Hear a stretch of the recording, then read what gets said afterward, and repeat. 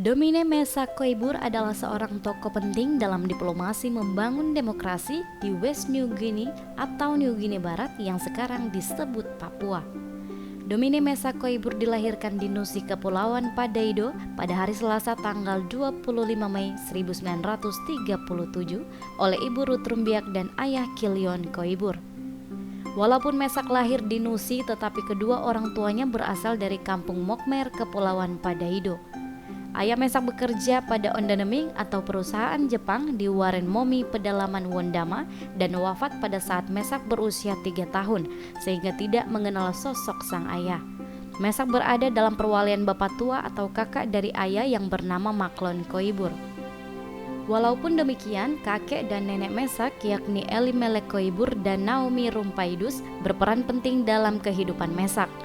Ibu Mesak kemudian menikah lagi dengan seorang pria bermarga Koibur dan berdomisili di kampung Bromsi, Pulau Pasi, Kepulauan Padaido, sehingga Mesak ikut bersama ibunya. Saya dan dia sama-sama. Maka selama waktu menjalankan misi visi misinya ini, penginjilan ini, biasanya ketemu saya di gereja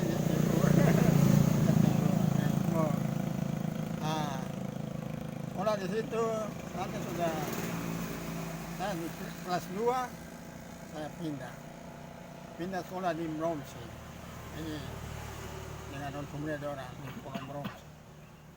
Nah, terus Mesak ini, famili Mesak ini dan di situ dengan teman-teman yang lain, terus lanjut ke koridor, terus ke Jayapura oleh Jayapura ke Seruiye. Jayapura. Ini satunya ini Frans Kasepo ini. Satu dia, terus Waspaker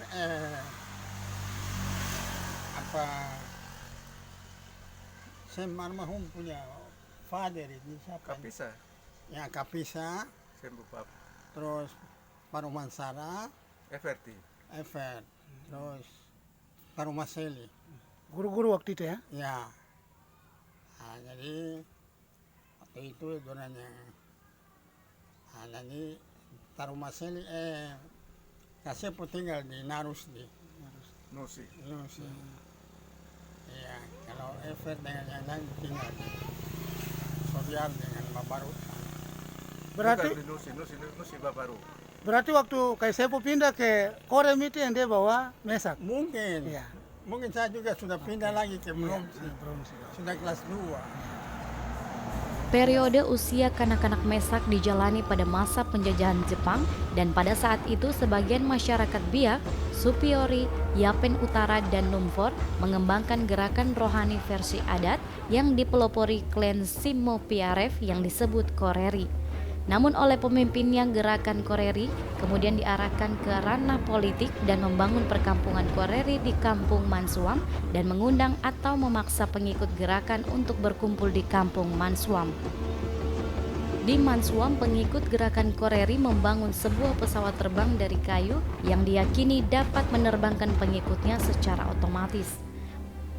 Mesak yang saat itu masih berusia 4 tahun ikut serta menghadiri kerumunan Koreri itu, walaupun orang tua walinya yakni Penatua Maklon Koibur tidak setuju dengan kerumunan Koreri.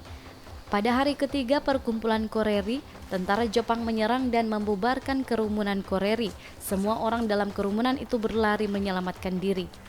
Mesak didudukan di pundak kakek Elimelek Koibur sambil berlari menyelamatkan diri.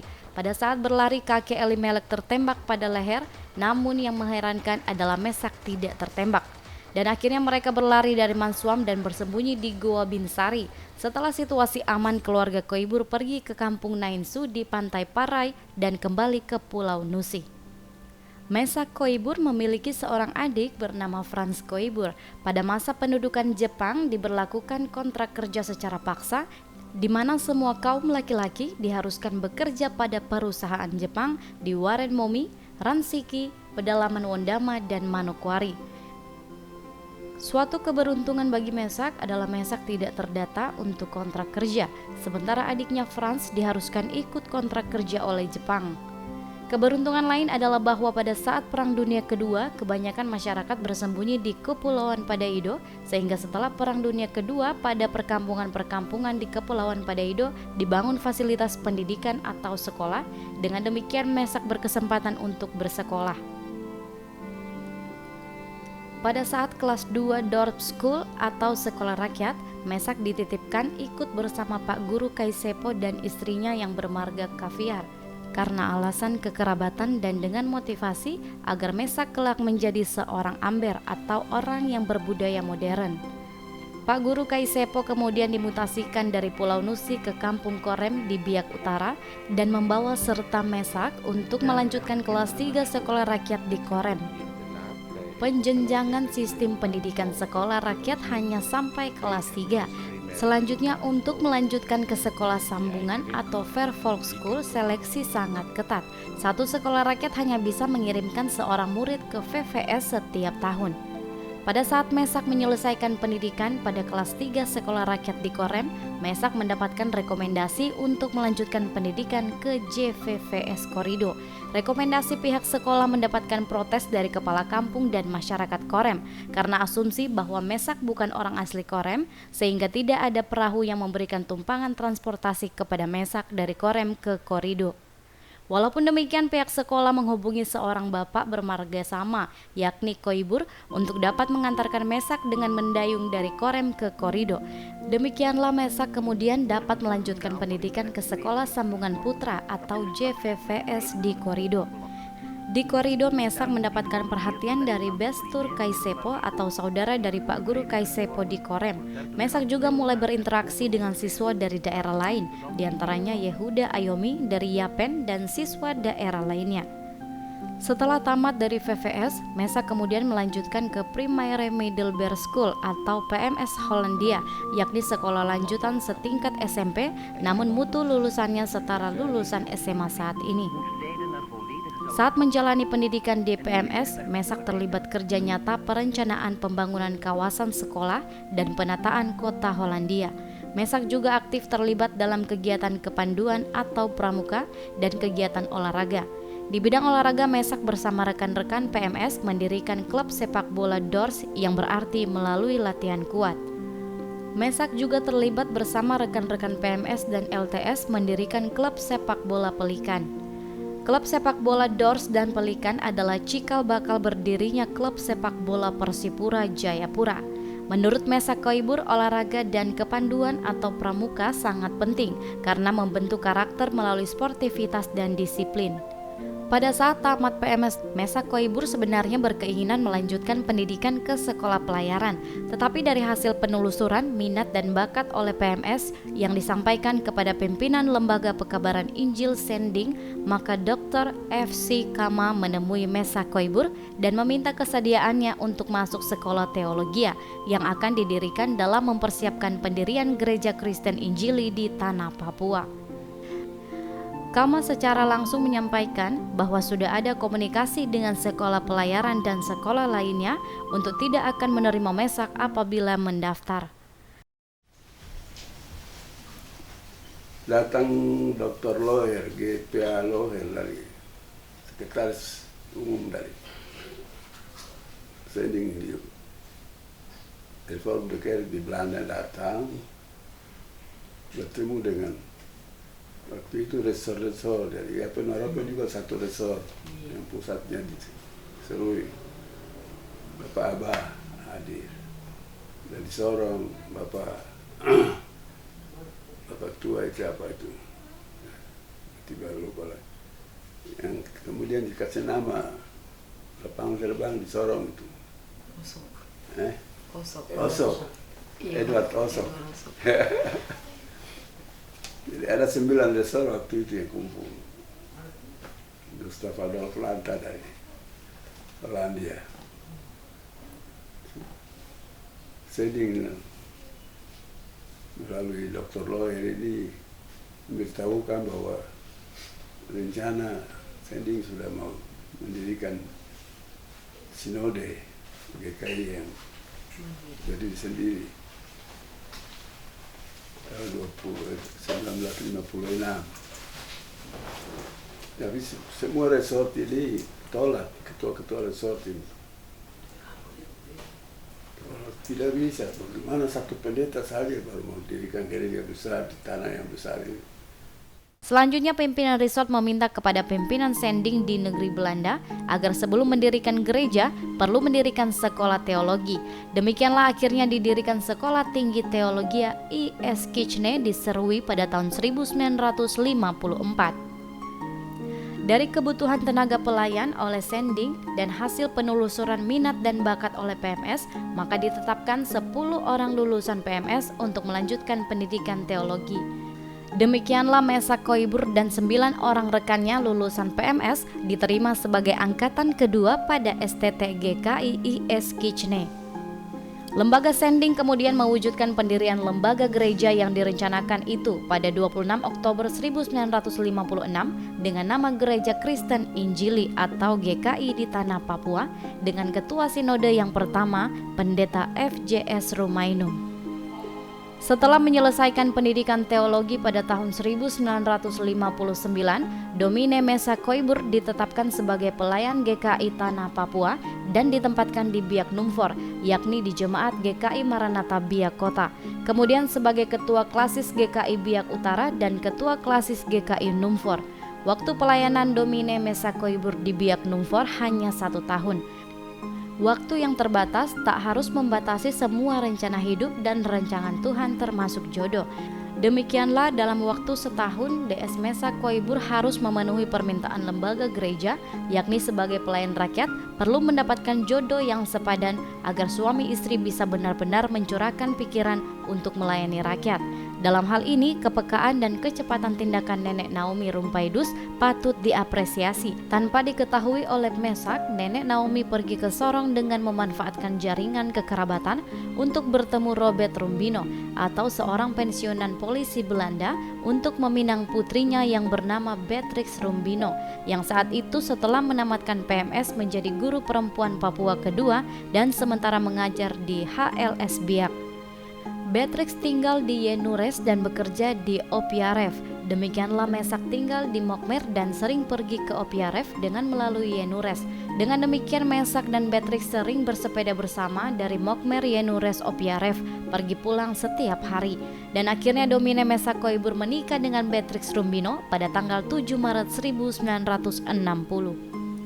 1 tahun di Biak, kemudian Domine Mesak Koibur mendapatkan penugasan dari GKI di Tanah Papua mengikuti kursus kepanduan atau pramuka di Sydney, Australia. Saat itu Domine Mesak Koibur dipersiapkan untuk menjadi pemimpin gerakan kepanduan di West New Guinea. Kembali dari Australia, DS Mesak Koibur kemudian mendapatkan tugas belajar ke negeri Belanda atau Netherlands. Keberangkatan ke Belanda tertunda 17 hari karena putra pertama Mesak dan Beatrix baru saja lahir pada tanggal 9 Juni 1961. Rencana waktu studi semula adalah 4 tahun dengan alokasi waktu 1 tahun di UZV Leiden dan 3 tahun di kota lain. Namun baru 1 tahun studi berlangsung, kondisi dalam negeri West New Guinea kurang kondusif karena dikumandangkannya Trikora dan perundingan-perundingan antara Belanda dan Indonesia, sehingga DS Mesak Koibur dilibatkan dalam upaya-upaya mediasi dan diplomasi, di mana dipilih sebagai Ketua Persatuan Kobeoser, yaitu organisasi perhimpunan orang Papua di Belanda. Rencana Kobeoser saat itu adalah akan bertemu Presiden Soekarno dan oleh pemerintah Belanda hendak diberi dukungan dana untuk melakukan diplomasi dengan Soekarno atau Indonesia. Namun perhimpunan Kobeoser menolaknya karena tidak mau dianggap sebagai corong pemerintah Belanda. Di sisi lain, GKI di Tanah Papua tidak mengizinkan Domine Mesak Koibur sebagai pimpinan delegasi bertemu Presiden Soekarno, sehingga delegasi Kobeoser yang bertemu Soekarno dipimpin Fritz Kirihio. Dengan demikian, DS Mesak Koibur ditugaskan pemerintah Belanda kembali ke West New Guinea untuk melakukan komunikasi dengan partai-partai politik dalam rangka rekonsiliasi dalam membangun demokratisasi di West New Guinea. Tujuan pemberian tugas ini oleh pemerintah Belanda dan Amerika Serikat adalah untuk membendung pengaruh komunisme di West New Guinea. Tugas diplomasi atau komunikasi dalam negeri di West New Guinea dilaksanakan oleh Domine Mesa Koiboer dan Herman Wanma. Ketika Domine Mesa Koiboer dari Belanda dan tiba di Bandara Mokmer, disambut dengan demonstrasi oleh orang Papua di Biak karena dianggap pro-NKRI. Demikian juga saat tiba di Hollandia disambut juga dengan demonstrasi. Bahkan J. van Baal, gubernur Netherlands New Guinea saat itu, semula terkesan mengabaikan kedatangan Domine Mesa Koiboer. Namun setelah dihubungi dari negeri Belanda, barulah bertemu DS Mesa Koiboer untuk mengatur jadwal bagi Domine Mesa Koiboer melakukan pertemuan-pertemuan dengan partai-partai politik. Koordinasi dimulai dari Merauke, Biak, dan Jayapura. Sementara untuk wilayah Sorong, Fak-Fak, dan Manokwari, koordinasi dilakukan oleh Herman Wanma. Tujuan diplomasi yang dilakukan Herman Wanma dan Domine Mesa Koiboer adalah meyakinkan pimpinan-pimpinan partai politik agar mengedepankan demokrasi, terlepas dari apapun hasil-hasil perundingan berkaitan dengan status West New Guinea atau Papua. Sayangnya, sementara komunikasi masih dilakukan di dalam pesawat Dakota dalam perjalanan dari Merauke ke Biak tanggal 15 Agustus, pilot memberitahu Domine Mesa Koiboer bahwa sementara berlangsung persetujuan New York dan perjanjian Banker sudah ditandatangani, dengan demikian West New Guinea atau Papua dalam perwalian Indonesia. Setelah tiba di Biak, Domine Mesa Koiboer kemudian membantu pemberangkatan atau pemulangan orang-orang Belanda dari West New Guinea ke Belanda, yakni dari Hollandia ke Biak, kemudian ke Bangkok atau Manila, selanjutnya ke Schiphol. Pada masa awal integrasi West New Guinea atau Papua dengan Republik Indonesia, umumnya di tanah West New Guinea kekurangan tenaga sosial karena pekerja sosial asing harus kembali ke negerinya, sementara orang-orang pribumi belum disiapkan dengan baik. Dampak kondisi ini adalah diselenggarakannya sidang Sinode Darurat GKI di Tanah Papua tahun 1962 dan DS Mesa Koiboer terpilih sebagai Sekretaris Umum GKI di Tanah Papua pada tahun 1962 dan selanjutnya terpilih kembali tahun 1965. Dalam melaksanakan tugasnya sebagai Sekum GKI di Tanah Papua, Domine Mesa Koiboer sering menjumpai ketidakadilan dan kekerasan yang dilakukan oleh aparat penegak hukum terhadap masyarakat. Kenyataan ketidakadilan dan kekerasan di West New Guinea selalu menjadi isi perjuangan dari DS Mesa Koiboer dalam berbagai sidang gerejawi, misalnya dalam sidang Dewan Gereja Sedunia, pidato Domine Mesa Koiboer dalam pertemuan para pimpinan gereja sedunia di Canberra, sidang raya persekutuan gereja-gereja di Indonesia, dan dalam berbagai kesempatan. Dalam sidang Sinode GKI di Tanah Papua 1964 dengan tema Yesus Kristus Gembala yang Baik, di mana ibadah pembukaan dipimpin Domine Mesa Koiboer, kemudian mendapatkan penegasan oleh Presiden Soekarno dengan mengatakan Yesus Kristus Gembala yang paling baik. Tahun 1969, Domine Mesa Koiboer mendapatkan tanggung jawab sebagai Direktur Puspenka. Surat keputusan sebagai Direktur Puspenka diterima oleh DS Mesa Koiboer dalam kondisi sakit dan sementara dalam evakuasi dari Biak ke RSUD Dok 2 Jayapura untuk berobat. Tahun 1977 dalam sidang Sinode GKI di Jemaat GKI Paulus Dok 5 Jayapura, Domine Mesa Koiboer terpilih sebagai Ketua Sinode keempat GKI di Tanah Papua. Namun kepemimpinan DS Mesa Koiboer hanya berlangsung 2 tahun karena persoalan sukuisme menjadi pergumulan berat dalam peradaban orang Papua. Dalam sidang Badan Pekerja Lengkap Sinode GKI di Serui tahun 1979, sebenarnya tidak ada agenda pergantian ketua sinode. Namun setelah sidang ditutup secara resmi, ada mosi tidak percaya dalam kepemimpinan GKI saat itu, yang kemudian membuat SK penghentian ketua sinode dan ditandatangani oleh sebagian peserta sidang di pelabuhan laut dan bandara, sehingga dengan demikian melegitimasi penghentian Domine Mesa Koiboer sebagai ketua sinode GKI di Tanah Papua. Domine Mesa Koiboer bersama istri kemudian mengambil sikap untuk mengundurkan diri dari jabatan Ketua Sinode GKI dan mengembalikan semua fasilitas jabatan, keluar dari rumah jabatan dan pindah ke rumah hibah yang dihibahkan oleh Gubernur Provinsi Papua, Yakob Patipi, Kompleks Lembah Sunyi Angkasa Pura, Jayapura. karena dalam masa kepemimpinan sebagai Sekretaris Umum GKI, Domine Mesak Koibur banyak membantu menginisiasi pendirian jemaat baru, maka pada suatu sore di bulan Mei 1985, majelis jemaat dari salah satu jemaat yang didirikan, yakni Jemaat GKI Maranatha Ardipura 13 Jayapura, mengunjungi Domine Mesak Koibur dan memohon kesediaan untuk menata pelayanan sebagai ketua jemaat di Jemaat GKI Maranatha Ardipura 13 Jayapura. Dalam waktu kurang lebih 20 tahun di Jemaat GKI Maranatha Ardipura 13 Jayapura, Domine Mesak Koibur kemudian menata pelayanan dengan mengedepankan pembinaan-pembinaan, karena bagi Domine Mesak Koibur, jabatan ketua sinode dan ketua jemaat sama-sama penting dan sama berat, tetapi yang terpenting adalah bagaimana bekerja dengan sungguh-sungguh dan tulus. Kiprah terbaru Domine Mesak Koibur adalah mencegah perpecahan GKI di tanah Papua dalam sidang sinode GKI di Waisai Raja Ampat. Demikianlah kiprah Domine Mesak Koibur dalam perkembangan peradaban di New Guinea Barat. Semoga menjadi bahan inspirasi. Shalom.